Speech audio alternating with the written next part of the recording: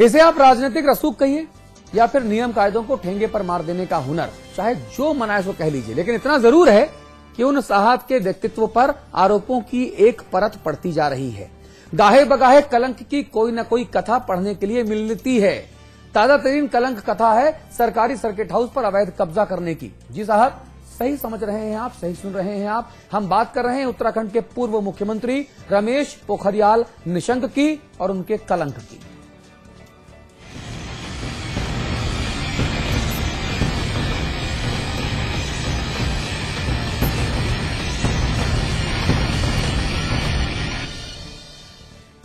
पहले ही भ्रष्टाचार के आरोपों में घिरे उत्तराखंड के पूर्व मुख्यमंत्री रमेश पोखरियाल निशंक के ऊपर लग गया है एक और कलंक। निशंक साहब ने पिछले 1.5 साल से सरकारी नियम कायदों की धज्जियां उड़ाकर रखी हैं। ये आरोप लग रहे हैं देहरादून के सरकारी सर्किट हाउस पर अवैध कब्जा किया है, वो भी तब जब उनके पास देहरादून में ही 2 और आवास हैं। ये आलीशान महल किसी राजा महाराजा का नहीं बल्कि एक पूर्व सीएम का है। एक पूर्व सीएम जिसने 2007 में चुनाव आयोग को अपनी कुल संपत्ति बताई थी 37,22,000 रुपए, लेकिन सिर्फ 5 साल में ही 2012 के चुनावों तक उसकी संपत्ति 300% से भी ज्यादा बढ़कर हो गई 1,30,00,000 से भी ज्यादा। देहरादून में बने करोड़ों की कीमत के इस भव्य बंगले के मालिक हैं उत्तराखंड के पूर्व सीएम रमेश पोखरियाल निशंक। लेकिन पूर्व सीएम साहब के पास सिर्फ यही आवास नहीं है। चलिए आपको ले चलते हैं सीएम साहब के सरकारी बंगले पर। यह है पूर्व मुख्यमंत्री होने के नाते निशंक को मिला सरकारी आवास, लेकिन निशंक यहाँ भी नहीं रहते हैं। लेकिन एक और आवास है पूर्व सीएम साहब के पास, जो ना तो इनका अपना बंगला है और ना ही सरकार की ओर से इनको नियमानुसार मिला बंगला, लेकिन इस बंगले में भी पूर्व सीएम साहब ही रहते हैं। ये है उत्तराखंड सरकार का सर्किट हाउस। जी हाँ, सर्किट हाउस देहरादून का अकेला सरकारी सर्किट हाउस। लेकिन इस सर्किट हाउस का इस्तेमाल कोई भी और नहीं कर सकता, सरकार भी नहीं, क्योंकि यहाँ पर डेरा डाले हैं पूर्व सीएम निशंक। अवैध तरीके से इस सर्किट हाउस पर कब्जा है। अब सिर्फ विधायक रह गए पूर्व सीएम का।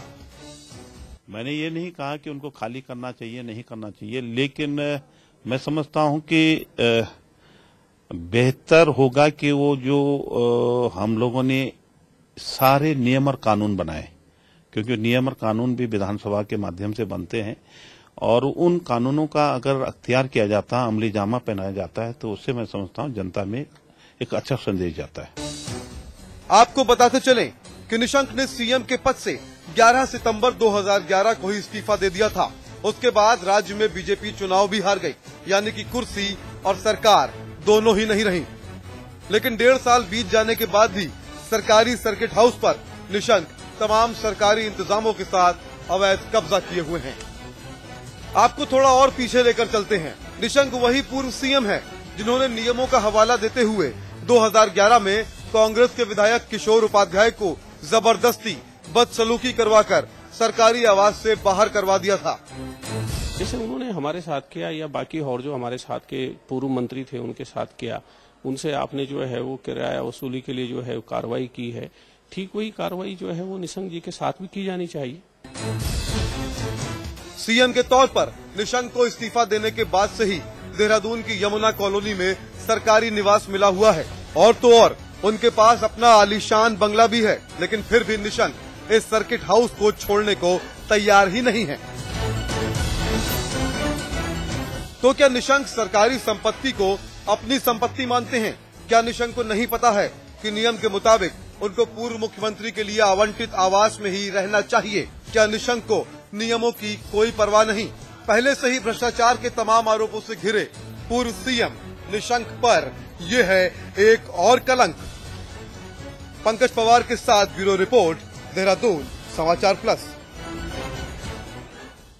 इस मुद्दे पर बात करने के लिए हमारे साथ किशोर उपाध्याय जी हैं। आप कांग्रेसी नेता हैं, देहरादून से हमारे साथ जुड़ रहे हैं। डॉक्टर SN सचान साहब हैं, आप समाजवादी पार्टी के नेता हैं।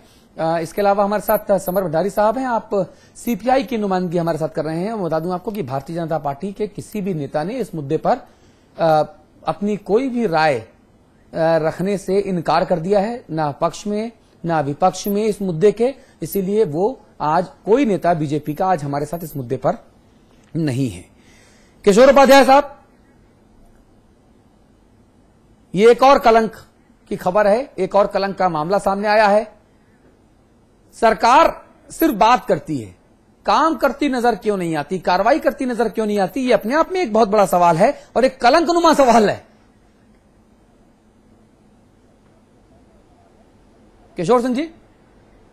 जी अतुल जी, मैं आभारी हूं आपका और समाचार प्लस का कि आपने इतने जीवंत मुद्दे को यहां पर उठाया है। मैंने पहले भी कहा कि इसमें जो है, जब मैं मानता हूं मुझसे गलती हो सकती है, मैं उस मकान में रहा, हाँ। लेकिन मैं बार बार ये कहता रहा कि जिस तरह से यहाँ स्थिति है, एक आवास की नीति बननी चाहिए। एमएलए किस में रह सकता है, मंत्री किस में रह सकता है, अधिकारी किस में रह सकता है। जो सबसे बड़ी कमी है कि 13 साल में हम अपनी एक जो है आवास की नीति नहीं बना पाए हैं। और जिस तरह से निशंक साहब, मैं इसलिए नहीं आया यहाँ पर कि भाई निशंक साहब ने मेरा सामान फेंका, मैं वहां था भी नहीं। मैं ये कहना चाहता हूं कि जो लोग दूसरे पर, जब खंडूली जी उस मकान में रह रहे थे जिसमें अब निशंक साहब रह रहे हैं, तो उन्होंने उस समय एक मुद्दा बनाया था कि जो है खंडूली साहब उस मकान को खाली नहीं कर रहे हैं, जब वो पूर्व मुख्यमंत्री हो गए थे, और तब जाकर के खंडूली जी को जो है मकान खाली करना पड़ा था। तो मेरे विचार से एक नीति बननी चाहिए प्रदेश में कि आवास की सरकारी अधिकारी जो हैं, एमएलए जो हैं, विधायक जो हैं, और मुझे तो ये लगता है कि हम 18-20 करोड़ का इस गरीब राज्य में जो है मुख्यमंत्री का आवास बना देते हैं, 20-25 करोड़ का जो है राज्यपाल साहब का घर बना देते हैं, 118 कमरे का नैनीताल में हम राज्यपाल निवास रखे हुए हैं। तो मेरे विचार से आपने इस बहुत ही समीचीन मुद्दे को उठा करके हमको नए तरीके पर उत्तराखंड में इस बारे में सोचना चाहिए कि इतना बड़ा खर्च जो है इस तरह के जो भवन है, मकान है, उस पर नहीं होना चाहिए। वो पैसा अगर गरीब, जो गांव का गरीब आदमी है, उसकी भलाई के लगे तो वो ज्यादा अच्छा रहेगा। जी, ये आप एक बहुत सैद्धांतिक बात कर रहे हैं। यहां पर सचान साहब, सवाल ये है कि क्या ऐसी जब गड़बड़ियां पाई जाती हैं तो क्या ये गड़बड़ियां, ये जो घोटाले हैं, ये घोटालों की एक सीरीज का एक अगला पड़ाव, एक अगला चरण मैं मानता हूं, क्या इनके खिलाफ कार्रवाई नहीं होनी चाहिए? क्या ऐसा करके हम उदाहरण पेश ना करें ताकि और दूसरे लोग भी अगर इस तरह का गड़बड़ झाला करना चाहें तो उनकी थोड़ा सा उनको थोड़ा डर हो, सबक मिले उनको कि नहीं ऐसा नहीं करना है, कार्रवाई होगी? देखिए, आपने बहुत ही सामयिक और बहुत ही लोकतंत्र के लिए एक आज के लिए बहुत ही अच्छा प्रश्न किया है। मुझे तो ऐसा लग रहा है कि उत्तराखंड में 13 वर्ष हो गए, कांग्रेस और भारतीय जनता पार्टी दोनों की सरकारें रहीं और इन दोनों सरकारों ने कोई भी आवास नीति नहीं बनाई। अभी उपाध्याय जी हमारे मित्र हैं और इन्होंने बड़ी अच्छी तरीके से कहा कि कोई नीति होनी चाहिए। उपाध्याय जी भी मंत्री रहे हैं। ये दुर्भाग्य है कि इस छोटे से राज्य में एक मंत्री, पूर्व मंत्री कब्जा किए हुए है और सरकार चुपचाप बैठी है। ऐसा लगता है कि बहुगुणा सरकार और निशंक जो बीजेपी के पूर्व मुख्यमंत्री हैं, इनमें कोई अंदरूनी मिली भगत चल रही है और नियम बनने चाहिए। छोटा राज्य है, ज्यादा मितव्यता बरतनी चाहिए। इतने आलीशान पूर्व मुख्यमंत्रियों के लिए या वर्तमान मुख्यमंत्रियों के लिए या पूरे प्रदेश में, अभी तो एक और मुद्दा बहुत इंपॉर्टेंट है कि इस छोटे से प्रदेश में दो राजधानियां, दो विधान भवन बनेंगे। नहीं, हम इसी मुद्दे पर सचान साहब, हम इसी मुद्दे पर फोकस रहे हैं। हम हर रोज रात 8:30 से 9 बिग बुलेटिन शो करते हैं। आप तो पहली बार हमारे स्टूडियो आए हैं। हम उत्तराखंड और उत्तर प्रदेश के अलग अलग मुद्दे उठाते रहते हैं रोज। जो मुद्दा आप बता रहे हैं इस मुद्दे पर फिर कभी हम इसी मुद्दे पर केंद्रित रहें। भाई समर भंडारी, ये क्या अंधेरगर्दी हो रही है प्रदेश में, मुझे समझ ही नहीं आता। लोगों के लिए रहने को घर नहीं, लोगों के लिए सर छुपाने को जगह नहीं, और अगर आप रसूखदार हैं तो आप 3-3 सरकारी आवासों पर ऐश कीजिए, कोई नहीं बोलेगा आपसे। क्या ये मतलब हुआ? अब देखिए, 13 साल से कांग्रेस और भाजपा की सरकार सत्ता पर काबिज रही है। लगातार ये प्रदेश आर्थिक संकट से जूझता रहा है, जहां तक जनसाधारण का सवाल है। लेकिन यहां के नेता, नौकरशाह और बड़े बड़े बिल्डर्स, उनके संसाधन लगातार बढ़ते रहे हैं। मेरा ये कहना है कि अगर ये गंभीर मसला है, नियम विरुद्ध कोई नेता काम कर रहे हैं, तो उनके खिलाफ सरकार बैठी हुई, सरकार को कार्रवाई करनी चाहिए। जितने दोषी वो नेता हैं, उससे बड़े दोषी मुख्यमंत्री और उनकी पार्टी है। तमाम प्राकृतिक संसाधनों को बेचने का काम तो ये सरकारें करती हैं मिनटों में, नियम का और कानून की बात बताती हैं, लेकिन ऐसे मुद्दे पर ये चुप रहती हैं। और सचान जी ने ठीक कहा, ऐसे तमाम घपले घोटालों में कांग्रेस भाजपा मिल ही रही है। और ये उदाहरण है कि तमाम जो घपले घोटाले होते हैं उस पर जांच कमीशन बैठते हैं, चाहे वो भाजपा के राज में बैठे चाहे कांग्रेस के राज में, परिणाम कुछ नहीं निकलता, जनता देख रही है। ये सीधे सीधे इस प्रदेश के साथ विश्वासघात है। राज्य आंदोलन संघर्षों के बाद बना, लेकिन जो परिणाम सामने आ रहे हैं उसमें ये लग रहा है कि पूरी सरकारें, चाहे वो पिछली सरकार रही हो, वर्तमान सरकार रही हो, ये घपलों घोटालों की सरकारों में तब्दील होती रही। अग्निहोत्री जी, देखिए, एक आवास नीति बननी चाहिए, उसका अनुपालन होना चाहिए, ये सब भविष्यकाल की चीजें हैं, होना चाहिए। नहीं हुआ इसका खेद भी है, लेकिन ये मुद्दा इनसे इतर है।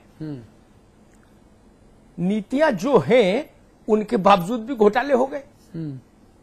तो भारत से ज्यादा बृहत संविधान तो सचान साहब, भंडारी साहब, उपाध्याय जी, दुनिया के किसी मुल्क के पास नहीं है।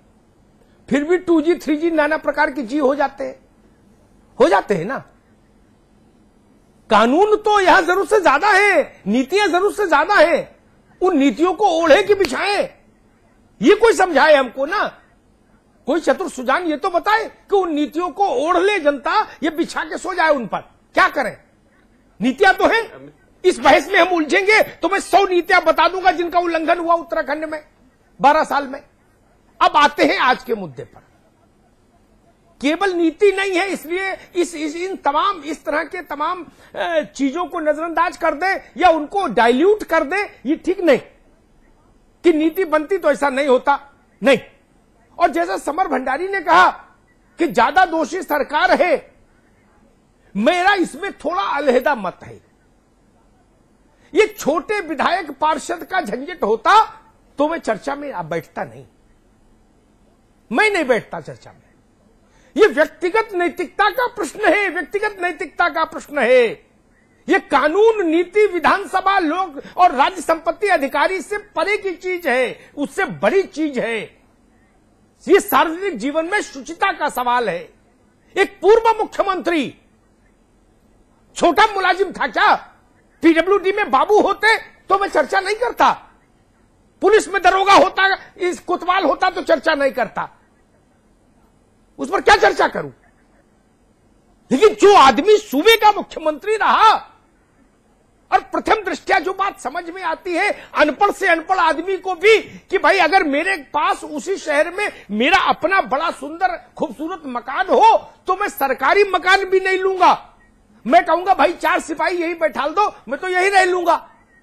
एक मकान किसी और के काम आए वो भी नहीं, हमने तो तीसरा कब्जा कर लिया। ये प्रश्न है, इसमें नीति का सवाल नहीं। और अजब है उत्तराखंड भाई, उसको भी सैल्यूट, सलाम। राम ने कहा जब राजा बने कि जो अनीति कछु भाको वाही तो मोहि वर्जियो भय बिसराई। उत्तराखंड में कोई बोलने को तैयार नहीं भाई, कोई भय बिसरा के ये कहने को तैयार नहीं कि ये अनीति है। उनको समझ नहीं आ रहा तो कोई दूसरा भी नहीं बोल रहा। भारतीय जनता पार्टी में भी ये साहस होना चाहिए था कि अपने नेता रमेश पोखरियाल निशंक से कहती कि महाराज ये क्या कर रहे हैं, राज्य के अतिथि गृह पर कब्जा क्यों? वो राज्य की संपत्ति है और आपके लिए तो मकान दिया ना सरकार ने, वहां रहिए। कितनी जगह चाहिए? पूरे देहरादून में रहेंगे क्या? कितनी जगह चाहिए? ये राजाओं का शासन है या लोकतंत्र है? ये प्रश्न है।